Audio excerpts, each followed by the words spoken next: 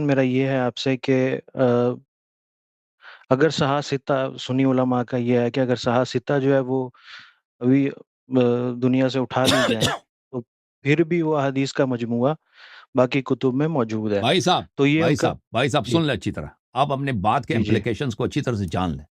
اگر آپ مان گئے ہیں کہ مولا علی علیہ السلام رسول اللہ صلی اللہ علیہ وسلم کے جانشین ہیں، جی جی ابو بکر عمر نے قبضہ کیا ناجائز، اس بات کا امپلیکیشن حکومت کیا ہے؟ جی جی امپلیکیشن کیا ہے کہ اب یہ اس بخاری کی جی مسلم، اب جی سن جی لیں امپلیکیشن اس کا کیا ہے. اس کا واضح امپلیکیشن یہ ہے کہ اب بخاری مسلم ترمذی سیاستہ یہ سب کے سب یہ جھوٹے فراڈی ہیں، کیونکہ یہ اسی جھوٹ کو کور کرنے کی کوشش کرتے رہے. فراڈ کو ابو بکر عمر کو صحیح ثابت کرنے کی انہوں نے کوشش کیا. ٹھیک ہے نا؟ تو ان کی کسی بات پہ اعتبار نہیں ہے. کیا ایک دفعہ اگر صحیح صحیح مان گئے کہ بھائی ابو بکر عمر نے ناجائز قبضہ کیا، حق مولا علی علیہ السلام کا بنتا ہے، تو صرف ابو بکر عمر نے تو یہ تو نہیں کہ صرف انہوں نے وہ قبضہ کیا نا، تو دوسروں نے کور، جتنے لوگ اس کے بعد آئے انہوں نے جھوٹ کا کور دیا، وہ سب گمراہی پر ہیں. اور پھر ان جی جی گمراہوں کی باتوں پہ آپ اعتنا نہ کریں کہ یہ کیا کہتے ہیں. جی سر بولیں. اچھا حسن بھائی، ان کا جو اصل جو اعتراض ہے وہ یہ ہے کہ ہم اہل بیت کی اطاعت کرنا چاہتے ہیں. تو اب اگر شیعہ جو ہے ہمیں بتائیں کہ ہم کون سی تعلیمات ہیں، اوتھینٹک سورسز ہیں جو یہ چار کتب یہ شیعہ بتاتے ہیں، تو ہمیں اہل بیت کی تعلیمات تک لے جائیں اور یہ ثابت کریں کہ جو تعلیمات ہیں یہ تو درست ہیں. ہم شیعہ جو ہے نا، ہم شیعہ، میں آپ کو بتاتا ہوں، ہمارا عقیدہ کو کوئی ایسا جز نہیں ہے، فروعات کا کوئی ایسا جز نہیں جو اہل بیت علیہ السلام کا فرمان نہ ہو. ہم نماز پڑھتے ہیں کس کے حکم سے؟ اہل بیت علیہ السلام کے لوگ. یعنی کون سی ایسی چیز ہے جس کے متعلق ہمارے پاس اہل بیت علیہ السلام کی تعلیمات نہیں ہے؟ یہ ان لوگوں کا کلام ہے جو آپ کہتے ہیں نا کہ اہل بیت علیہ السلام کی تعلیمات ہمیں دکھاؤ. یہ نہایت ہی جی فراڈی جھوٹے ہیں بھائی. اور بھائی کون سی اتنے احادیث ہیں ہمارے پاس؟ اگر ہم نماز پڑھتے ہیں، اگر ہم روزے رکھتے ہیں، اگر ہم حج جاتے ہیں، اگر نکاح کرتے ہیں، اگر ہم طلاق کرتے ہیں، اگر ہم کاروبار کرتے ہیں، اگر ہم کرائے پہ لیتے ہیں، اگر ہم کرائے پہ دیتے ہیں کسی چیز کو، یہ سب کے سب اس کے احکام کہاں سے آئیں؟ ہم تو استحسان کے قائل نہیں ہیں، ہم تو قیاس کے قائل نہیں، ہم اجتہاد کے قائل نہیں کہ مولوی اپنے سے بنا سکتے ہیں، صرف اور صرف اہل بیت علیہ السلام کے فرامین سے. ہم مواعظ کو دیکھیں کہ موعظہ مثلا تقویٰ کیا چیز ہے، یقین کیا چیز ہے، رضا کیا چیز ہے، صبر کی کتنی فضیلت ہے، مصیبتوں میں کیا کرنی چاہیے، خوشیوں میں کس طرح اللہ کا شکر ادا کرنا چاہیے. یہ سب کے سب کتنے بے پناہ حدیث ہیں، اور پھر کہتے ہیں کہ بھئی کہاں ہیں وہ؟ کہاں ہیں؟ اشیوں کا ذخیرہ احادیث اہل بیت طاہرین علیہ السلام سے مشہور، معروف، مسجل، آن لائن موجود ہے.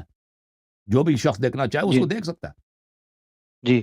اچھا، اور اگلا کوشچن یہ ہے حسن بھائی کہ سلیم ابن القیس ہلالی کی جو کتاب ہے اس کو یہ جی. کہتے ہیں کہ انہوں نے خود سے کوئی پروڈیوس کیا، اس کی کوئی اس کی تو ٹھیک ہے بھائی، یعنی اس کا ٹھیک ہے بھائی. اور جب یہ کون کہتے ہیں؟ وہی کہتے ہیں کس کے ماننے والے کہتے ہیں نا، کس کے؟ بخاری مسلم ترمذی، جو پروون ثابت ہے، جو پروون ثابت ہے کہ انہوں نے ابو بکر عمر کو کور دیا.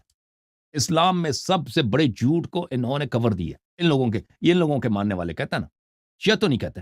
شیعہ محدثین کیا کہتے ہیں؟ شیعہ محدثین کہتے ہیں کہ وہ کتاب سلیم ابن قیس ہلالی کی وثاقت میں اور اس کی صحت میں شک ہی نہیں ہے. ٹھیک ہے نا؟ آپ دیکھیں کتاب ہے غیبت النعمانی میں، محدث ابو زینب نعمانی شیخ کلینی کے شاگرد، وہ فرماتے ہیں کہ شیعہ محدثین کے ہاں کتاب سلیم کے وثاقت پر، اس کی صحت پہ کسی قسم کا شک ہی نہیں. ٹھیک ہے نا؟ کس نے اس پہ شک ظاہر کی؟ سب سے پہلے شیخ مفید نے ظاہر کیا. شیخ مفید کوئی محدث نہیں، وہ متکلم ہے، اس کا فن حدیث اس کا فن ہی نہیں ہے. ٹھیک ہے نا؟ وہ اس کے حدیث میں بہت ساری غلطیاں ہیں شیخ مفید کے. وہ محدث نہیں، وہ متکلم ہے، وہ علم کلام کا ماہر ہے. اس کے علاوہ شیعہ علماء کے ہاں کتاب سلیم پہ کسی قسم کا، شیعہ محدثین کا کسی قسم کا کوئی وہ ڈس اگریمنٹ ہی نہیں ہے. اچھا حسن بھی، اگلا سوال یہ ہے کہ امام جعفر رضی اللہ تعالیٰ عنہ علیہ السلام سے پہلے جو مسلمان تھے تو ان کا عقیدہ کیا تھا؟ وہ بھی اثنا شری تھے؟ کیا وہ تھے، کیا ان کا سٹیٹس کیا تھا ایز اے مسلمان تو شیعہ؟ مختلف ہوتے ہیں نا. مسلمان سب شیعہ تو نہیں ہے نا. جو غیر شیعہ تھے وہ عقیدہ، وہ عام جو مسلمان ہوتے ہیں مختلف فرقے ہوتے ہیں. جو شیعہ حضرات تھے وہ بھی مختلف تھے. شیعہ حضرات میں بہت سے جاہل بھی تھے.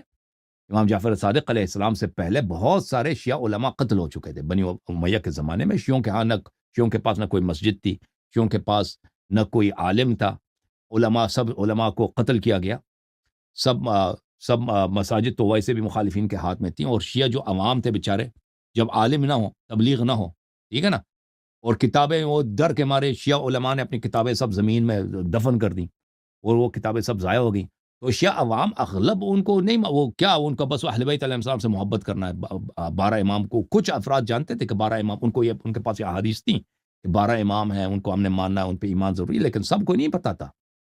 شدید تقیہ کی وجہ سے امام جعفر صادق علیہ السلام سے پہلے کس کا دور تھا؟ بنی امیہ کا دور تھا. بنی امیہ کے زمانے میں شدید سینسرشپ تھی شیعوں پر، اور شدید پرسیکیوشن تھی شیعوں پر.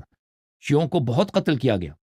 اور جب آپ ایک طائفے کے سب علماء کو قتل کرتے ہیں، اور علماء کے جو ماننے والے ان کو بھی قتل کرتے ہیں، بقیہ لوگ ڈر کے مارے اہل بیت کی بات ہی نہیں کرتے نا، تو اس میں 1 2 3 جنریشن جب گزر جاتے ہیں تو اس کے بعد لوگوں میں جہالت بے پناہ ہو جاتی ہے نا.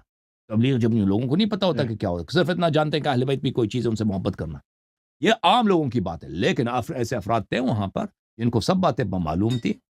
ہمیشہ اس طرح ہوتا ہے بھائی، ہمیشہ اس طرح ہوتا ہے کہ آپ کہتے ہیں نا کہ لوگوں کا کیا عقیدہ ہے، سب لوگوں کا عقیدہ ایک جیسا نہیں ہوتا. اب بھی کہتے ہیں نا شیعوں کا کیا جی عقیدہ، سب شیعوں کا عقیدہ ایک جیسا نہیں. بعض شیعوں کو پتہ ہی نہیں ہے دین کا کہ قیامت کیا چیز ہے بھائی. وہ کوئی 12 امام ہیں، وہ پتہ ہی بھائی، وہ کہتے ہیں جی ہمارے والد مشیت ہے، وہ صرف محرم میں آزاداری کریں گے، امام حسین سے پیار ہے. آگے ان کو نہیں معلوم. اس طرح نہیں ہے کہ سب کا عقیدہ ایک، سب کے معلومات ایک جیسے ہوں، سب کے عقائد ایک جیسے ہوں، بالخصوص اس تاریخ دور میں، بنی امیہ کے دور میں. ٹھیک ہے نا. بعض افراد جو خواص تھے، جو جو جو انٹلیکچوئلز تھے، جو جاننے والے تھے، علماء تھے، وہ ان کے پاس علم تھا، نالج تھا. باقی عوام کے پاس اس طرح ہم نہیں کہہ سکتے کہ ان کے پاس کس حد تک علم تھی. اتنا پتہ ہے ہمیں کہ اس زمانے میں تقیہ، شدید تقیہ کی وجہ سے جہل بہت تھا، جہل کا عروج تھا.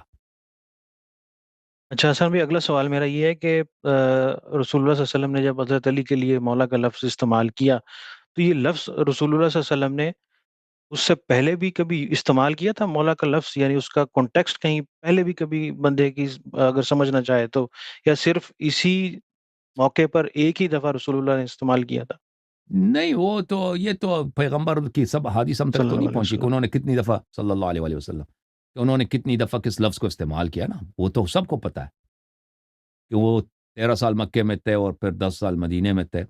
تو اس دوران انہوں نے تو بہت ساری باتیں کی ہیں نا، جو کبھی ریکارڈ ہی نہیں ہوئی، کبھی کسی نے نقل ہی نہیں کی نا. وہ تو کوئی نہیں کہہ سکتا کہ انہوں نے کتنے اس لفظ کو کتنے معنی میں استعمال فرمایا اور کانٹیکس. لیکن غدیر کا اپنا جو کانٹیکس ہے وہ بہت واضح ہے. یہ جو آپ کو کہا جاتا ہے نا کہ لڑائی ہوئی تھی، صحابہ میں ناراضگی تھی، ناراضگی دور کرنے کے لیے پیغمبر صلی اللہ علیہ وسلم نے بولا، یہ سب جھوٹ ہے. ایک ضعیف حدیث بھی نہیں ہے. اتنا مشہور جھوٹ ان لوگوں نے پھیلا دیا ہے کہ بھئی نبی صلی اللہ علیہ وسلم نے صلح کرانے کے لیے، محبت بڑھانے کے لیے فرمایا، کیونکہ وہاں پہ ناراضگی پیدا ہوئی تھی. ایک ضعیف حدیث بھی نہیں ہے کہ ایسا کوئی واقعہ بھی ہوا ہے. ٹھیک ہے نا. تو یہ ان جی کا حسن جھوٹ بھائی، اور فراڈ ہے. جی جی جی، یہ جو سوال ہے نا حسن بھائی، یہ میرا ذاتی سوال ہے، کیونکہ میں سوال پہ ہی آتا ہوں ڈائریکٹ. وہ یہ ہے کہ سورہ بقرہ کی جو آیت ہے نا حسن بھائی، اعوذ باللہ من الشیطان الرجیم، بسم اللہ الرحمن الرحیم، ذالک الکتاب لا ریب فیہ ھدی ہم، للمتقین، اس کی ہم. پلیز آپ دوبارہ ٹرانسلیشن کر دیں. ذالک الکتاب لا ریب فیہ ھدی للمتقین. امام جی علی علیہ السلام، کتاب سے مراد امام علی علیہ السلام. امام علی علیہ السلام وہ ہیں کہ ان میں کوئی شک نہیں ہے، وہ اپنے شیعوں کے لیے، متقین کے لیے، اہل شیعوں کے لیے ہدایت. اچھا حسن بھائی، میں آپ کا بڑا احترام کرتا ہوں اور آپ کو استاد کی حیثیت میں رکھتا ہوں، جی لیکن سر. یہ کتاب کو کیسے ریلیٹ کر سکتے ہیں حضرت علی سے؟ نہیں، ومن قبل ذالک کتاب موسیٰ. آپ دیکھیں عربی زبان میں مجاز کا باب بہت بہت وسیع ہے. مجاز کا باب، مجاز حقیقت سے زیادہ ہے، یعنی فگریٹو جی یوزج لٹرل یوزج سے زیادہ ہے. مثلا آپ ایگزیکٹلی، کہتے ہیں نا جی کسی جی عالم سے کہتے ہیں یہ انسائکلوپیڈیا ہے، یہ علم کا انسائکلوپیڈیا ہے. یہ کہتے ہیں یہ خود انسائکلوپیڈیا ہے، سائنس میڈیکل کا انسائکلوپیڈیا ہے. حالانکہ وہ انسائکلوپیڈیا نہیں، وہ انسان ہے. ان سے کیا مراد ہے کہ یہ کیا ہے، یہ اس کی نالج اتنی زیادہ ہے، اس کی انفارمیشن اتنی زیادہ ہے، یہ اتنا لرنڈ ہے، معلومات اس کی اتنی زیادہ کہ ہم اس کو کہتے ہیں یہ انسائکلوپیڈیا، حالانکہ وہ کوئی کتاب نہیں ہے. ٹھیک ہے نا. اسی طرح جی اگر جی اللہ تعالیٰ جی قرآن مجید میں ذالک الکتاب لا ریب فیہ، کتاب کو فرد کے لیے استعمال کریے، کوئی غلط نہیں ہے، کوئی باطل چیز نہیں ہے، مگر اس کے لیے دلیل کی ضرورت ہے. اگر اس کے ساتھ معصومین علیہ السلام، رسول اللہ صلی اللہ علیہ وسلم، معصومین علیہ وسلم فرمائیں کہ اس لفظ سے مراد فرد ہے، لفظ سے مراد شخص ہے، تو پھر یہ بالکل ماننا پڑے گا، کیونکہ یہ ادب کے لحاظ سے، فصاحت بلاغت کے لحاظ سے بالکل ممکن ہے کہ ایک فرد کو ہم کہتے ہیں کہ یہ کتاب ہے. ٹھیک ہے نا. تعریف کے طور پر، مدح و ثنا کے طور پر. اچھا. اچھا حسن بھائی، جس طرح بھی آپ نے دو ٹرمز یوز کی نا، لٹرل اور فگریٹو، اگر ہم اس کو جی یہاں کنسیڈر کر لیں تو کیا اس سے مزید ہماری قرآن پاک کو آگے اسٹڈی کرنے میں ہمارے لیے گمراہی نہیں بن جائے گی کہ ہم اگر بالکل یہی قرآن کمپیئر کرتے رہیں؟ بالکل قرآن خود فرماتا ہے وما یذل الظالمین الا خسارہ، قرآن مجید جو ہے نا ظالمین کے لیے وہ گمراہی بڑھا دیتی ہے، نقصان ہی بڑھا دیتا ہے۔ قرآن مجید پڑھ کے آپ کو ہدایت نہیں ملے گا اگر آپ اس کو صحیح طرح سے نہیں پڑھیں گے۔ جس دنیا میں جتنے گمراہ فرقے ہیں وہ سب قرآن کو مانتے ہیں۔ آپ مسلمانوں میں کوئی ایسا فرقہ نہیں پیدا نہیں ہوگا۔ یہ آپ کے قادیانی یہ بھی قرآن کی تلاوت کرتے ہیں، قرآن کو مانتے ہیں، ٹھیک ہے۔ کوئی فرقہ آپ کو نہیں ملے گا جو کہے گا ہم قرآن کو نہیں مانتے۔ قرآن کو مانیں گے بھی، اس کو تفسیر اپنے طور سے کریں گے نا، کیونکہ قرآن کے الفاظ ایسے ہیں کہ آپ اس کو کھینچ کے کسی بھی معنوں میں تفسیر کر سکتے ہیں۔ اسی لیے تو نبی صلی اللہ علیہ وسلم نے فرمایا کہ میں تمہارے درمیان چھوڑ کے جا رہا ہوں کہ اگر اس کی اتباع کرو گے کم گمراہ ہو گے۔ قرآن اور اہل بیت علیہم السلام اور ایک دوسرے سے کبھی الگ نہیں ہوں گے، ٹھیک ہے۔ تو قرآن کے معنی کیا ہے، قرآن میں کہاں فگریٹو ہے اور کہاں پہ فگریٹو نہیں ہے، اور اگر فگریٹو ہے تو فگریٹو سے مراد کیا ہے، ٹھیک ہے نا۔